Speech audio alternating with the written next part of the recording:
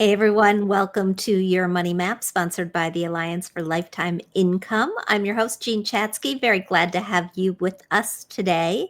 From newborn babies to aging parents, today roughly 45 million people provide some form of unpaid care for loved ones. If you are among them, well, then you know caregiving can be hugely rewarding, but it can have negative ripple effects as well, including putting stress on your physical, mental, and financial health as you age. And as a quick aside, these are all topics that we talk about all the time in the bi-weekly newsletter that comes out from the Alliance, which hits inboxes every other Thursday. You can sign up by visiting protectedincome.org/subscribe. According to a new study from Columbia University, those people who begin caregiving at a young age feel it financially. They typically have to delay their retirements by as much as a decade, sometimes more. Every year, unpaid caregivers perform the equivalent of more than $873 billion in labor. To put that in perspective, if family caregiving were a company, it would be the largest revenue generating company in the world. It would be bigger than Apple, bigger than Walmart, bigger than Amazon. So why doesn't caregiving simply get more attention? That's the question that Elissa Strauss aims to answer in her new book, When You Care: The Unexpected Magic of Caring for Others. The book aims to light a fire under changemakers, encouraging them to better support and better value those who provide care. And for those in the thick of caregiving, she shares a way to look at your role to give it new and unexpected meaning. Elissa Strauss has been a journalist, an essayist, an opinion writer for the past 15 years. Her work has appeared in the New York Times, The Atlantic, Glamour, Elle, Allure, The American Prospect, and many other places. She's also been a contributing writer for CNN, where she covered the culture and politics of parenthood, as well as at Slate, where she wrote on feminism and motherhood. Today, she lives in Oakland, California with her family, which is where she's coming to us from today. Elissa, welcome. Thank you so much for having me. I'm so glad to be here. We're really, really glad to have this conversation. There is this thing that we call care. You start your life dependent on somebody else. You have a little bit of time where perhaps you grow out of that, you're independent, and then you perhaps start caring for other people. In the book, you unpack this and the fact that care is something that is happening more often than not. How do you think about care as a force in society? I think it's simultaneously one of the most powerful things. We would not survive as humans without it. We would not thrive as humans without it. And it's also somehow remained very invisible in meaningful ways. There's the sentimental version of care that's gotten some attention, but actually really digging in to care shapes us as individuals and as a society is something that we're just beginning to scratch the surface on. Well, why do you think that is? It's not as if we didn't have babies for generations. It's not as if we didn't have grandparents and great grandparents. Why are we only now turning attention to this? So I think the top note is who did the care, and it was woman. And since the Industrial Revolution, care happened in the domestic space, which was considered separate than the public and professional space, happened behind closed doors. And our imagination of the home, it was a place of tenderness and ease. And the great out there, where power and politics and money happens, was the place of real wrestling with meaning and building true purpose. So we saw care. We we tied care to the home. We tied care to the woman. We made it this simple, nice, easy thing. We didn't really want to look too deep and peek under the hood, right? Just let it be like that. And then I think we have another layer to it, which is like we just live in a deeply individualistic country. And Mm-hmm. it reminds us of things that we prefer not to think about, like the fact that we're just inherently, eternally dependent as a species. As you said, we spent most of our lives either relying on someone else or being relied on someone else. Like true independence is actually the aberration, really, for many of us over the course of a lifetime. But we don't think of it that way. We think of the independence as the kind of default desired state. And anytime we're independence, it's something we just have to bear, get through on our way to independence. Care also reminds us of another one of our very, very under discussed least favorite topics. And that's the fact that we're vulnerable. We have fragile bodies. We die. We don't like to think about those things in our culture. So you kind of put it all together, and we have a big blind spot towards care. Yeah, and in fact, when you tie it to death, we've had a lot of conversations in this forum about the fact that even when it comes to looking at those documents, for example, that you know that you need to put in place in order to be responsible about handling your own life, your own belongings, your own plans, we don't do it because we don't want to think about those things. So it sort of falls, I think, under the same universe. In the book, you begin by talking about how you put so much energy into figuring out how not to lose yourself in caregiving, that you ignored the possibility that you might find yourself there. Tell us your caregiving story. So I became a parent for the first time in 2012. And I felt like the kind of energy zeitgeist around me, I lived in Brooklyn, New York at the time, and kind of literary writer circles I was in, was that motherhood and creativity couldn't really mix. That to be a mom was going to take you away from writing interesting things, being cool, being edgy, being relevant. And I knew I wanted to have kids. I didn't have ambivalence about that. And I also was lucky I didn't have any kind of real postpartum depression or anxiety.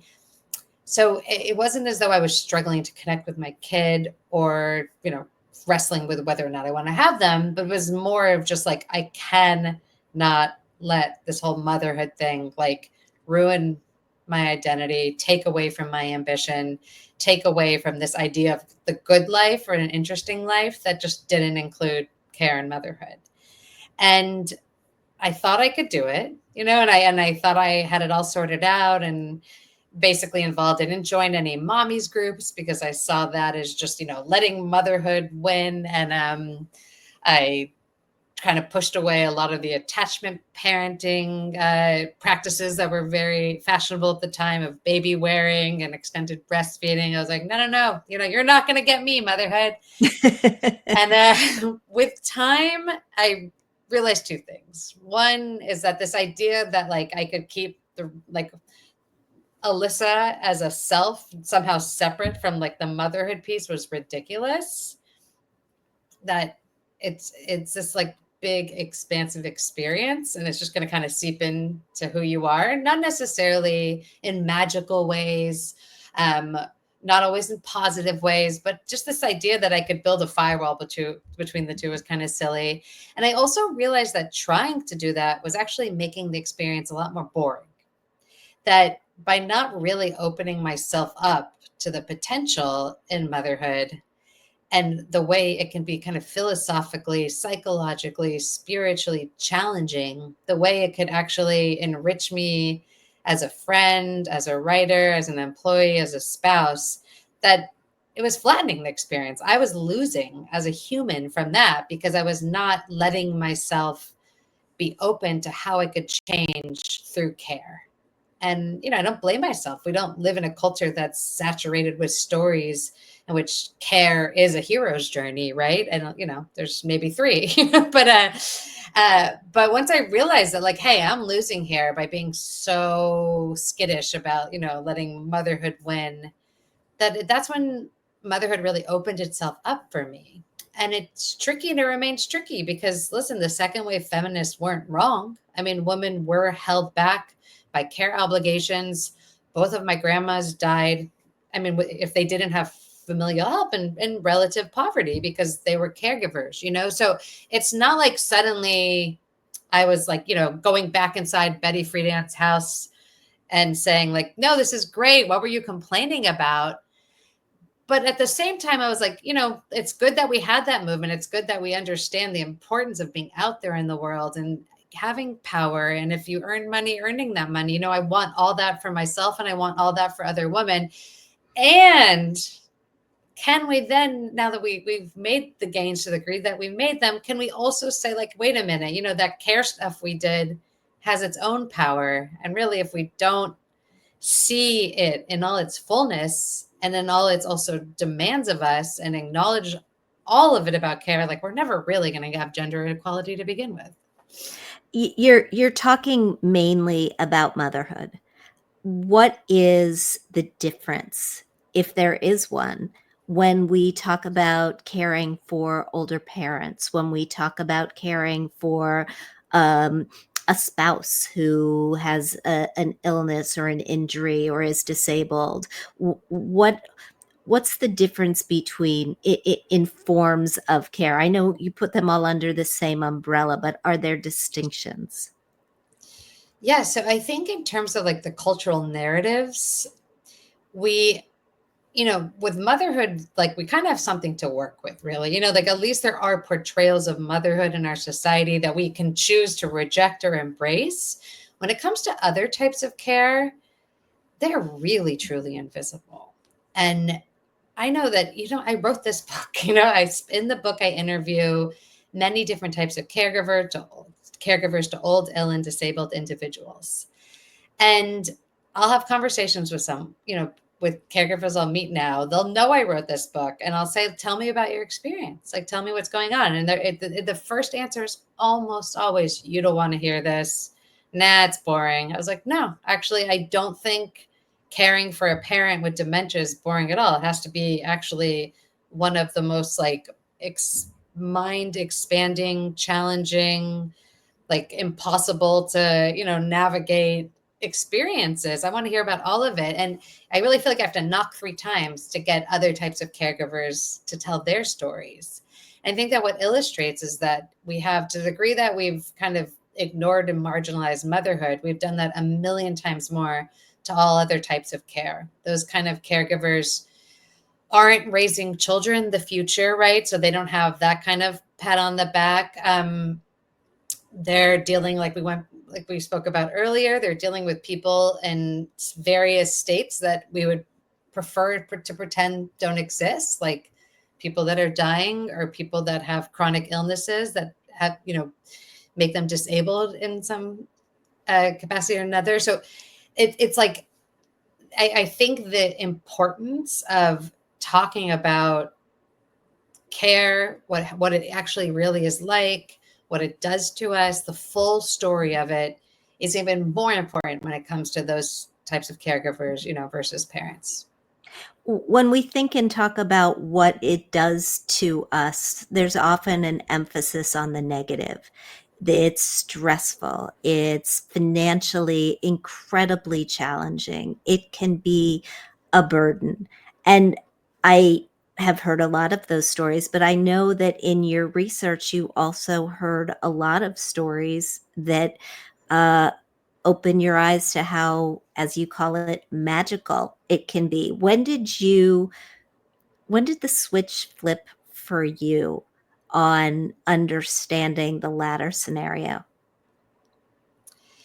I think that we've been so narrow about care for so long that we've been kind of stuck either right in the fairy tale or nightmare version of it, because we didn't really want to hear from caregivers, which is to say, we didn't really want to hear from women about their experiences.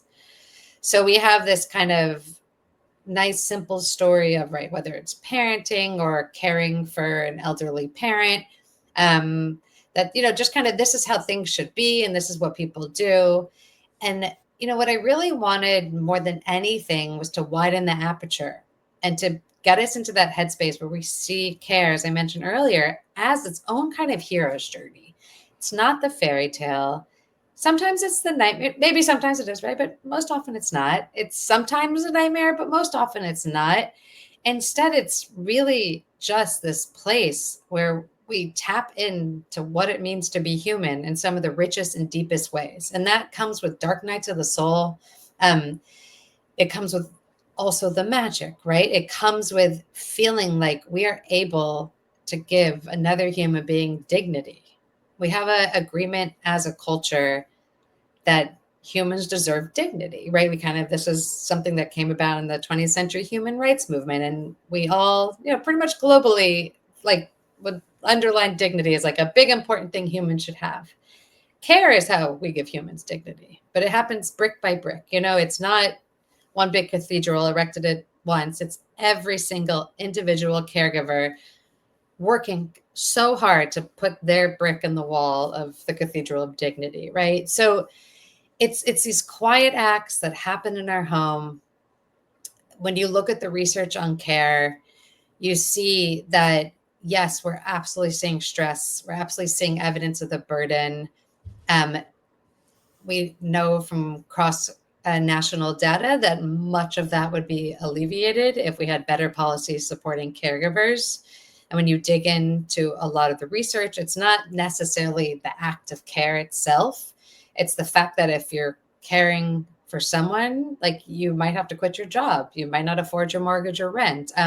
You may have no time for yourself, and so caring for them means zero self-care. So I think we need to think more critically about it, because if we're really a society that values care, we don't want to put it in either of these buckets of the fairy tale and nightmare. We want to see it as this truly essential meaning-making experience that it is. And with my book, I want people to help see that themselves, not so they stop fighting for better support for caregivers, but they really understand what they're fighting for.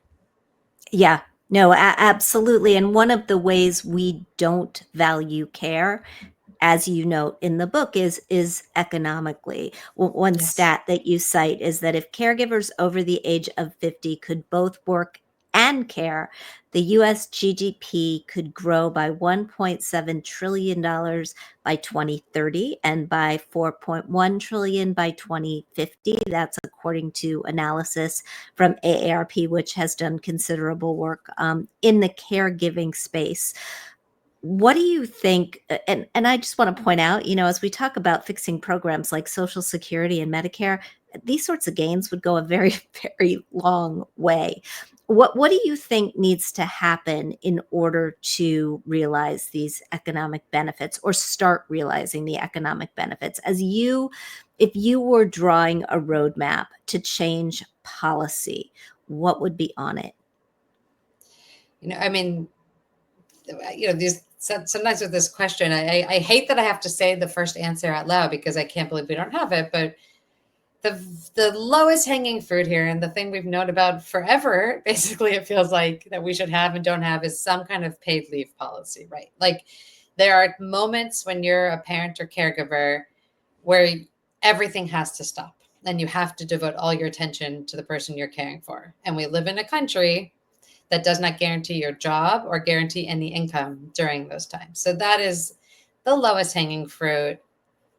There's there's really bipartisan support for it now. So there's some chance that we could see it with this new administration. And I am, crossing everything. I think on top of that, we need universal, affordable, reliable, and flexible care solutions for both parents and caregivers to old, ill, and disabled individuals. And so we need more care infrastructure.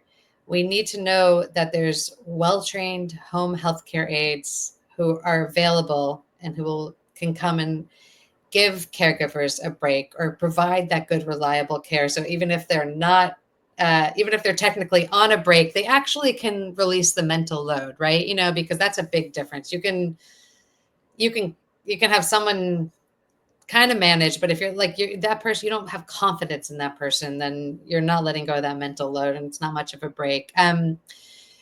we need flexible solutions. Not everyone wants to put their parent in a home. Not everybody wants to put their child in full day preschool. My kids went to full day preschool for most of the time, so it's not something I personally don't recommend, but I honor that that's like just that kind of one fix for everybody is not what America needs. And those kind of policies are tricky, and I think it's really about trying different things and seeing what works. It is complicated to fund national child care.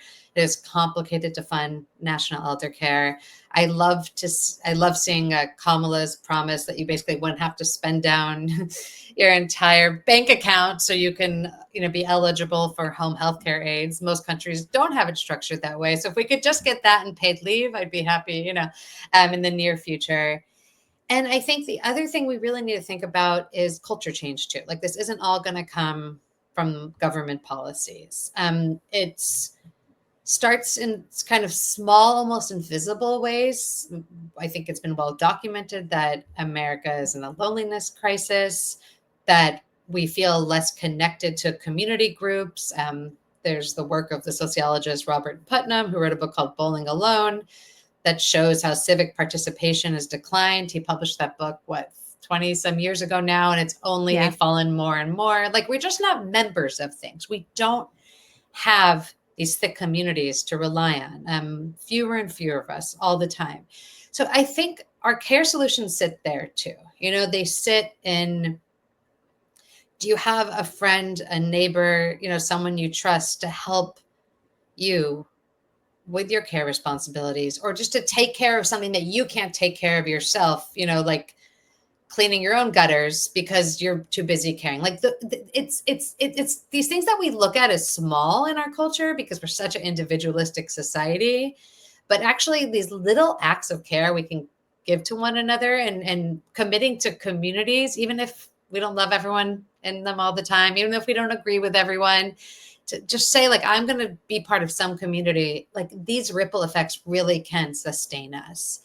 And I think, let's not forget workplaces as well. At the end of the list, like, we need to understand that the ideal worker is not anymore someone who has a partner at home that tends to all the care responsibilities. It's not true. It's not just that women's participation in the workforce has increased dramatically. It's also that men are doing a lot more care. 40% of family caregivers to old, ill, and disabled individuals are men. Men don't always call themselves caregivers. They're still finding their way to actually saying it out loud, but like, they're doing the care work. So we need workplaces to understand what, like, humanity has, always known, and has always been the case, that like, people need care, and your employees are going to be the ones providing that care. Find a way to make the job work for them. Doesn't mean they'll be less productive necessarily in the long run, but they will need some reasonable accommodations. Well, it does mean that they'll be grateful when they come out to the other side. And I think that as Yes. an employer, I think that you see that 100%. But you're, despite the fact that men are doing more providing of care, and I appreciate those statistics, it's still women who are bearing the biggest burden. A recent study from Artemis Strategy Group shows that women, especially those women in the sandwich years, who have children that they're still raising and older parents that they are starting to help, they say caregiving has hurt them financially, that it's an emotional stressor, it's a physical stressor. 2/3 say they would spend more time doing it if they could afford it. But how, as beyond these big changes that we need in society, what do you think, what levers do you think women, men, families can control that can help us make these challenges a little bit easier in our own universes? As you were interviewing caregivers of both young and older people for your book, what were the things that they told you that made you think, oh, that's really smart? Yeah. And I mean, I just want to underscore, to be a sandwich caregiver is nearly impossible, because we know it's challenging enough to just do one of those, be the parent or do elder care. If you're doing two at once, it like the math just often does not add up. I think that, um, the little things I saw people do really vary across the board. So I'm going to start with the kind of loftier one, because I actually think it's really significant and it is a big focus of my book. And there's research that shows when you are in a culture that really values caregiving, you actually feel better about it. You find it more psychologically rewarding. We are sponges as humans. We cannot help ourselves, right? We see ourselves according to the culture that surrounds us. And so this particularly came up among Black Americans, tend to be happier in caregiver roles because it's really a culture that understands the value of care. And by necessity, right? When you don't have political power, when you don't have economic power, care is a vital currency. So I think I'm going to start with the loftier ones, because I spoke with, right, a Buddhist man who cared for both of his parents with Alzheimer's. And when he could integrate he'd been a Zen Buddhist forever. And he said he never really, kind of knew what it was really about until, his mom is freaking out at the market because she needs more lemon curd, even though she's never purchased lemon curd in her whole life and nobody needed lemon curd, right? Like when he was able to have that narrative framework in his head of like, this is impermanence, this is patience, this is letting go, this is just being in this moment and letting it pass through me. When he saw it as part of his spiritual discipline, his spiritual practice, it felt different for him, right? So this isn't at all a recommendation that like, this is all just about changing our attitudes. I don't think that's the solution on an individual level. But I do think on a collective level, if we really see care as being as vital as it is for interdependence, for our web of existence, and this meaningful, challenging thing that doesn't take away, right? Let's go back to the Buddhist. He's not, oh, shoot, I couldn't sit and do my, 20-minute meditation this morning because I was dealing with my mom with Alzheimer's. This is part of the meditation, right? You also deserve to have the meditation time, right? But it's a little bit of broadening that perspective, right? Are you, your kid's sick, you got to leave work early, you're gonna have to get back on the computer at night, you stop, the kid wants chicken soup, you'll make him chicken soup. Like, if in your head, like that is the not productive thing and the work and sitting and working on that spreadsheet was the productive thing, then it seems just like, oh gosh, this is getting in the way of my life. This is like, I should be working right now, right? And I shouldn't have to be taking this time off to care for my kid. This is not productive. This is not going to get me respect. You are just going to feel more stressed by that act of care. Again, the research shows this. So, I do think we do need to have this like collective shift in how we view what it means to be productive, what it means to challenge ourselves in rich ways, what it means to do things that are meaningful for ourselves and others, and that really can help lift up care. I think on top of it, I saw, and I did mention this a little bit already, like people who tapped into local communities, like we need, must have better care infrastructure. There's no question about it. Like we need policy. And we can find relief in our communities of finding ways to receive, not just ask help, but authentically receive help and building those connections or sustaining connections that might help us.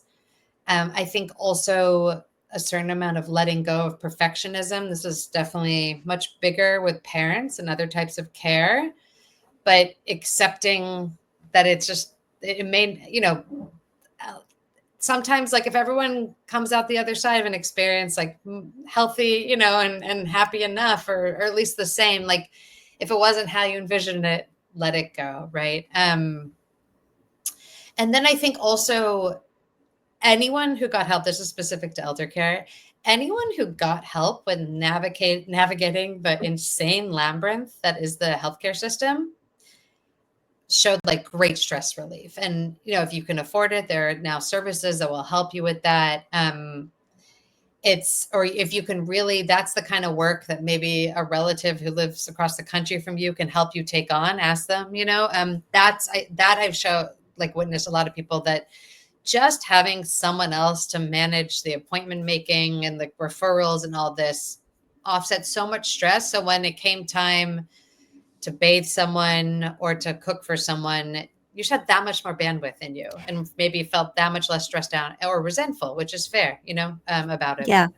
I've seen the same actually with people who have offloaded some of the bill paying responsibilities to daily money managers, right? There's a whole Yes. establishment of these daily money managers who will take over those, got to pay the utilities, got to pay the Visa bill, making sure everything is buttoned up so that if that's the one thing that is going to push you over the edge, you can pay somebody else to do it. I Yeah. want to I want to come back to something that you just lit on, and that's the sort of work-life balance piece of this.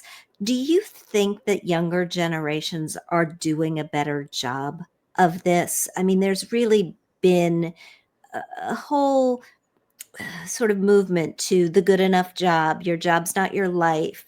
That I think that my fellow Xers perhaps did not have enough of. And do I you think, think that yeah, that that's right. is and do you think that that um is going to help when it comes to uh when it comes to maneuvering our way through this system and this problem? So big picture, yes, with many caveats. So I think let's start. Like I think there is a demographic piece to it. So I think we're talking about the laptop class here, and not people who can't work from home, basically, right? This is people who do most of their work right on laptops and Zoom, not people who go to a big box store to work or a warehouse or a factory or deliver stuff. I think with those kind of workers, it's still so challenging because most of all, because they still have last minute scheduling, and like to arrange for backup care when you're not finding out your schedule until the morning of or the day before is kind of impossible. Yeah. Uh, Now, I think for the laptop class, COVID did help, right? Like we're seeing some reversals. I don't want to make a long term call here, but I think in my sense from basically my peers and what I've read is that there really was this understanding that a little flexibility is fine. Working from home is fine. Um, we also just had those wonderful like visual explosions of children in the background. So this whole idea that you couldn't bring or even kind of refer to the fact that you have kids at work, I think is kind of gone. You're seeing that among men too. Alexis Ohanian, Serena Williams has been in the co-founder of Reddit, has a whole podcast called Business Dad. I mean, this just wasn't the world a couple of decades ago. There wasn't the Business Dad podcast, men talking about fatherhood and startups and, it all being one big conversation.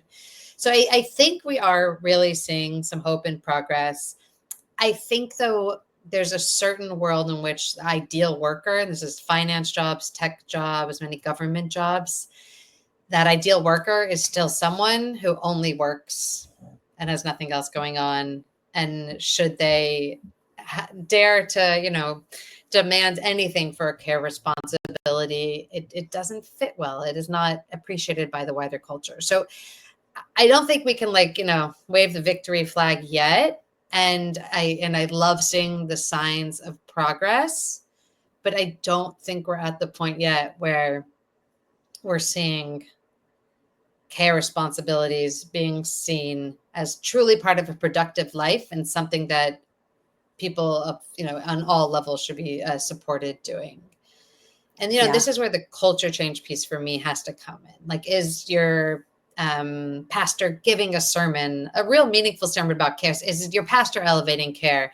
Is your favorite podcaster elevating care? Is HBO have a great new series that's elevating care? Like, I don't think we're gonna get really to reach these hard places that need reform until our narratives about care change. It has to happen inside of us and outside of us.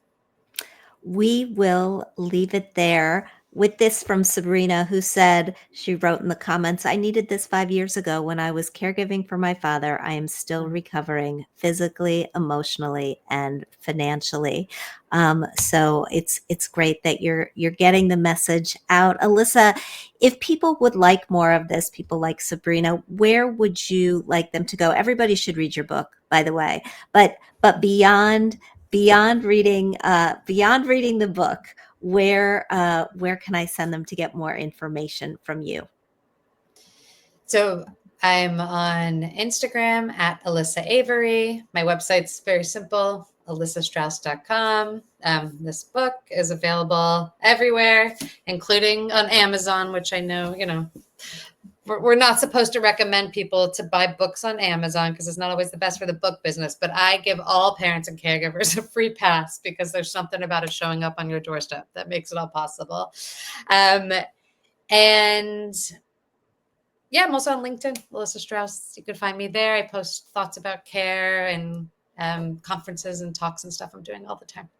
Amazing. The book is When You Care, The Unexpected Magic of Caring for Others. Elissa, thank you so much. And if you all would like more information on all issues related to getting older, retirement, the world of care and caregiving, please take a moment and also subscribe to our newsletter, which you can find at protectedincome.org/subscribe. Thanks for being here. We'll see you next time. Bye.